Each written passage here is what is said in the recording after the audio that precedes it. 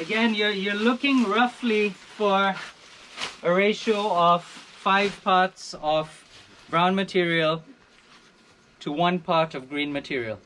Okay, now things that are leafy like this, you can actually put a little bit more because they have less nitrogen in them than if you're using stuff like chicken manure or cow manure or things like that that have a lot more nitrogen in them.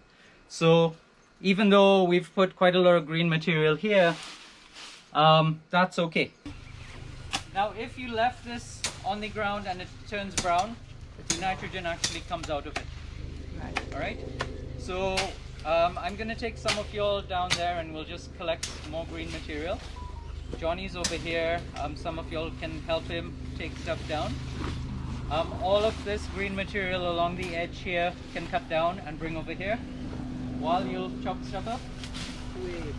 Yeah, so Wal can chop up some, and if he wants he can trade over with someone and y'all can just help to chop up some of the things. So some of you can come with Suzette. 2 sickles here in case anyone needs. Right, so we'll just collect some stuff from around here. You guys can chop Mexican sunflower, all of this can come down. Yeah. We're gonna take down some of the There's more Mexican sunflower here that we can take down. And then I will take down some of this. It's just a wild turmeric. And we can mix it all up in the compost, all right?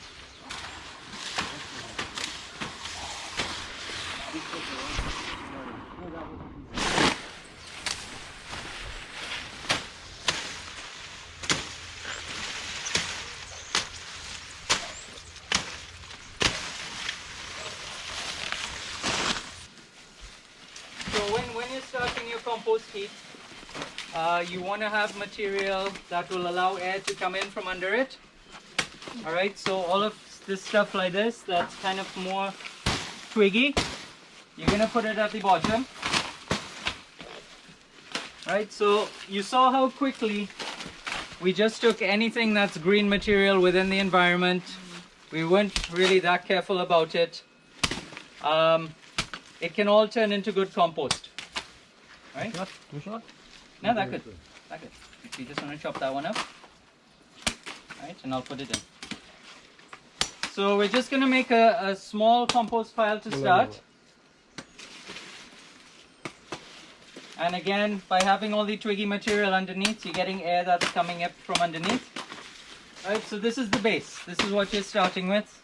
And then the next layer that we're going to put on. So what color is this? Green. Green. Alright, so it's high nitrogen. It's green material. It can be smelly. What we're going to do is just add some brown material onto it. So if someone just wants to bring one of the feed bags that has the shavings in it. Normally we will use dry leaves, but because we're in the middle of the one with shavings. Shavings. You can bring that as well. That can come, but we'll use that later. Just to show variety. Alright, so the first layer that we normally do is carbon. On top of the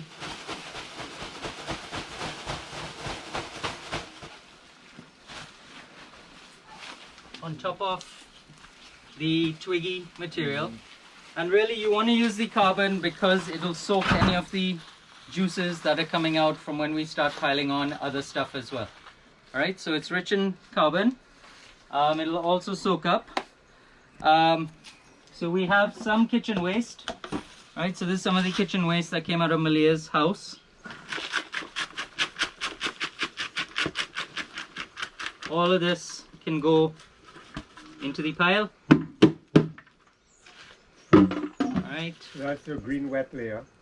So although all of this looks brown, it is the smelly stuff, so it can be green, and we'll take some of the green material and put that on top. So if someone wants to bring a handful, right, throw it on. That's plenty. Right, so again, you're looking roughly for a ratio of 5 parts of brown material to 1 part of green material. Okay, now things that are leafy like this, you can actually put a little bit more because they have less nitrogen in them than if you're using stuff like chicken manure or cow manure or things like that have a lot more nitrogen in them. So even though we've put quite a lot of green material here, that's okay for this set. And then what we would do next is just start moistening it.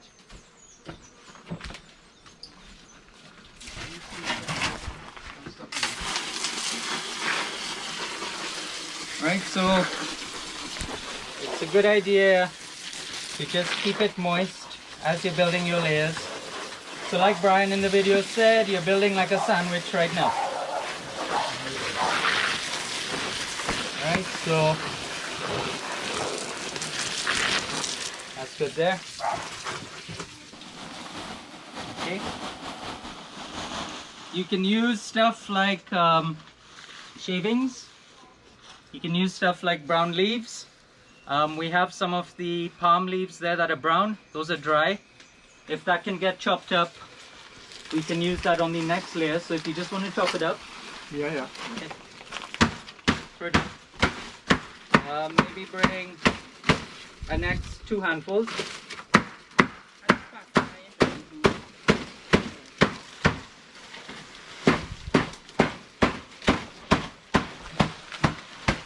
So when people say, well, there's just bush around there, all of this bush has value, okay? All of this bush has nitrogen and carbon in it, and any bush that you saw that we just collected is just random bush, but you can use it to create fertilizer to feed your plants, right? So it doesn't matter what kind of green material it is, you just harvest it, you chop it up, you put it in your pile, and then you put your next layer. So we'll put some.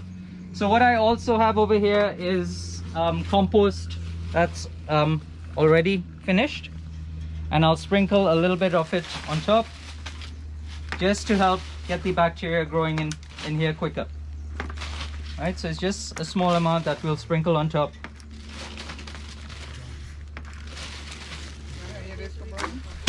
I'll put that later. Right? So, and then you can also use stuff like shredded paper. Or if you have a lot of cardboard, you can use cardboard, right? But with cardboard, you just have to make sure you tear it up so that when you put a layer of cardboard, it doesn't stop everything from going up and down, all right? So we'll spread some of that in there.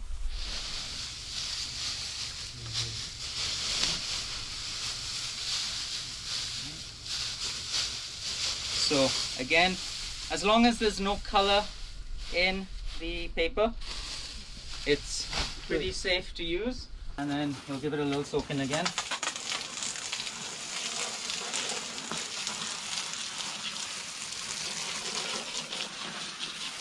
If someone just wants to throw a handful of the finished compost on top over here, just a little bit, yeah, just spread it around. It just helps to seed everything.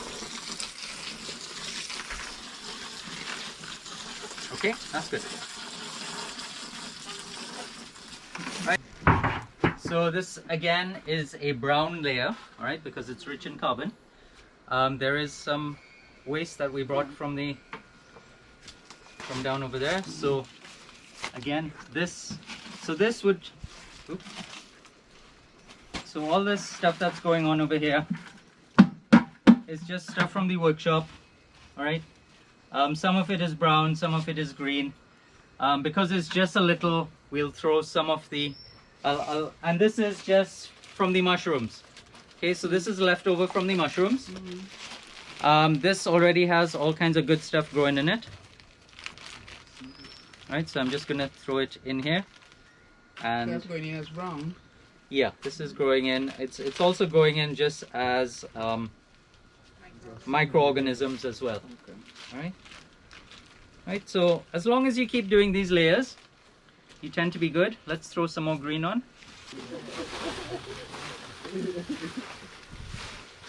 How's our green going? Are we going to need more? A little more. We have plenty. Do you need any more? Yeah? Yeah, throw some more. Right. Let's get those palm leaves on, the brown palm leaves. So all of that, whoever wants to bring any on, feel free. Right, so don't be scared or don't be stuck on that, oh, I need shredded paper, or I need cardboard, anything can go into your compost heap as long as you keep layering it. People always have an issue with palm leaves because palm leaves are always falling down. You chop them up, you put them into your compost, they turn into great material. So let's get a little bit more of the palm leaves up on top here. Alright, put those there. We'll put a little bit more paper.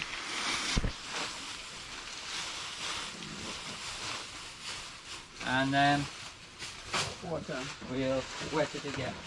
And then some earth. Does anyone want to take the bucket and go down to the teaching center and just, there's the bag over there that's full of grass, the dry grass. Yeah. Maybe bring some of that just so we can show dry grass in here as well. I just take a little bit out from the bag and put it in the bucket and bring it.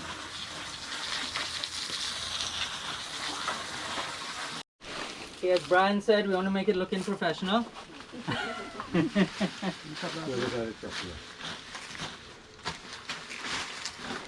Okay, we'll put a little bit more white.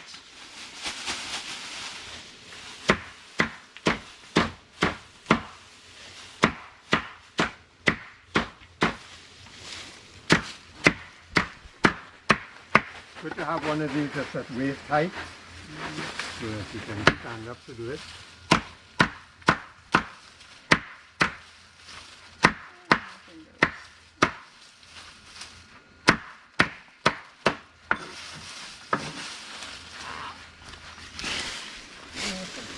Alright, we got a next brown layer on. Let's put a little bit of this.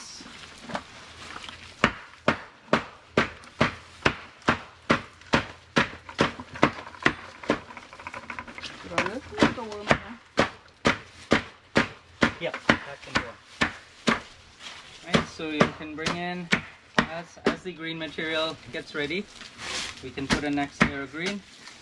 Thermometer, right? It has a long probe. It's almost like a turkey thermometer, except it's longer. Right? You can order these on Amazon, things like that. If you have bigger compost piles, you can get them slightly longer. And pretty much what you do is you just pop it into the compost and it'll give you the temperature. All right, so we'll put this in right at the end. And we've been using what kind of brown material so far? Sawdust or shavings? Palm leaves. What else? The white stuff. Shredded paper. All right. So again, and this is rice straw. Right, so we had some rice straw that we were using for our natural building. So again, this is good composting material to use. So again, by having a mix of all different brown material and a mix of all different green material, you're making a compost that is kind of balanced with all kinds of nutrients in it. All right, so I could throw in some donkey manure. It's just we don't have any convenient right now, but I can bring some in this evening and add it on. We could add seaweed if we wanted. So seaweed will help to bring a lot of the micronutrients into it. And we could add stuff like molasses in water, and that would help the bacteria start to get going. All right, so if you'll just want to throw that layer on, all that green, whoever's ready, and we'll just water it. One more, that's it. Finish that one up and then that's it for now.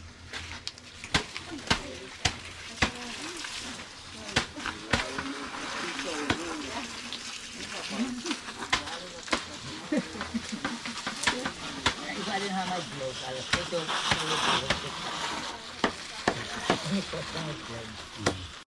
The older compost just to inoculate stuff. We'll put just all that green that's left there, and then how we'll finish off the pile is just by putting some brown material. Okay, we'll just gather all of that, throw that on.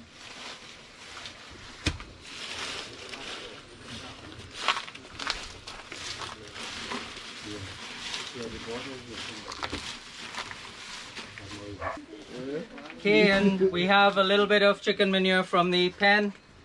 So we'll throw that on. That'll add a lot of nitrogen into the system. Right, so this is the chicken manure mixed in with the shavings.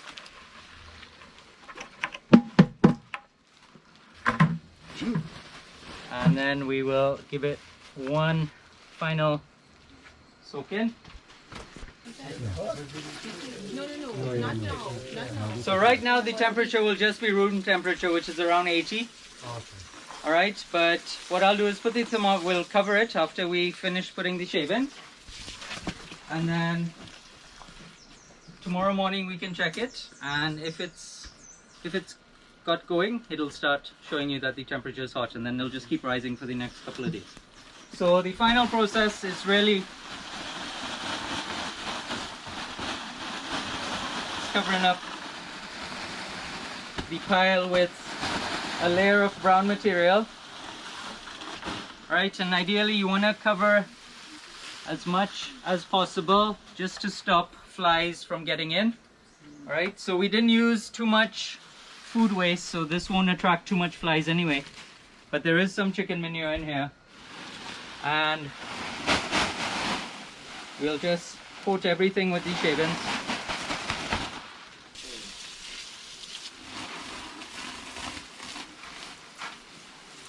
All right, so you want to get the pile pretty moist at the initial start just to get it going, and then pretty much you just need to cover it up with something. Well, it's yours.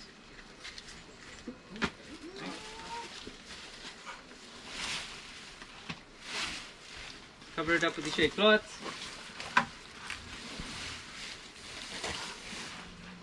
And really the covering, even though we're in a covered space, the shade cloth just helps to keep the moisture around it, all right, so it doesn't dry out too quickly. And then every 2 or 3 days you just need to come in and check the temperature. And so we're just gonna shove it in, and we'll check the temperature tomorrow. So right now it's at, in 2 days, if it's going good, it should be up at around 140. Right, so today is Wednesday. By Friday, if we check it, it should be cooking. Right, and then it'll be hot for about a week, and then as it starts, the temperature starts going down, we'll turn it. So in this area, normally we have 4 compost piles going, so that once this starts cooling down, we will turn it here, and then from there it goes there, and then normally by the time it's done, we put it over here in the corner, and that's the finished compost, and then we'll start next one, so that we normally have 4 that are going all the time over here, right, as we're bringing in material. Any questions? So this can be done in a smaller scale as well, same principle, everything? Yeah, for it to get hot, I would suggest a pile around this size, because when you have a small pile, the heat just disappears very quickly.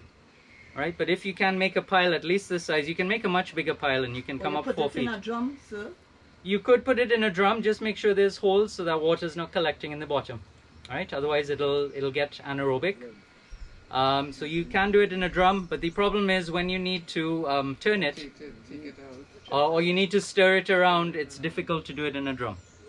Right? Unless you just keep turning the drum up and over. Some people do that, all right? Or they just roll the drum up and down on the ground. They put a lid on it, roll it up and down, stand it up again. All right? So composting is easy. You just need those 4 factors. What are they? Wow. Carbon, nitrogen, Oxygen and turning. Be in the right zone of your permaculture. And exactly, being in the correct pattern of your movement so that you're keeping an eye on it, all right? So if I had this compost pile down in the corner there where we used to have our compost pile first, I would never go by it. Because and it was just none of us would ever go down in that corner of the garden, but because we come out of the house and walk down to the fish house, walk down to the chickens, it's very convenient to have it over here, right?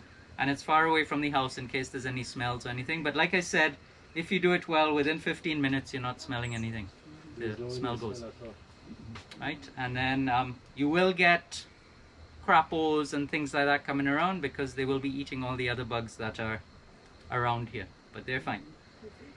Okay, great. Thank you, everybody. Thank you.